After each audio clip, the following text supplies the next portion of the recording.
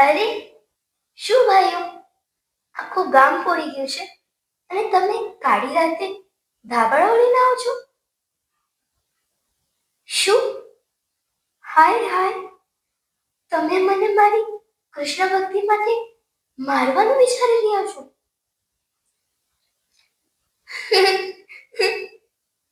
હવે મને સમજ પડી. મને લાગે છે કાનાએ જ તમને મોકલ્યા છે, જેથી હું હસતી હસતી તમારું ભય ઉતારી દઉં. હવે સાંભળો, તમે ઘરે આવશો તો તમે મારા દિયા સાથે સંઘર્ષ કરશો. દિયો ઓલવાઈ ગયો તો અંધારું પથરાશે. અરે, હું તો બાળક છું. પાછી ઓળીમાંથી ભાગી સામે ઝાડી ચડી જઈશ.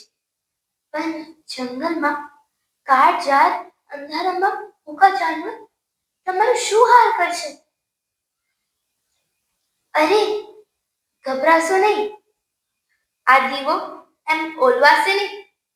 આ દીવો માત્ર પ્રકાશ નથી, આ તો શ્રી કૃષ્ણનો નાદ છે.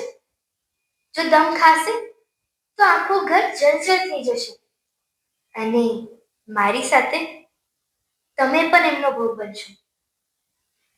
હા હા, તમે બનવા લાગો છો,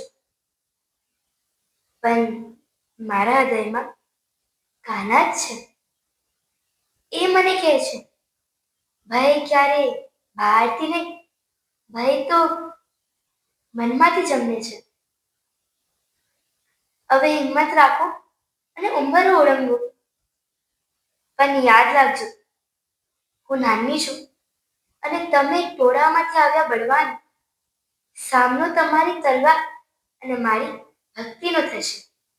બોલો કૃષ્ણ કનૈયા લાલ કી જય.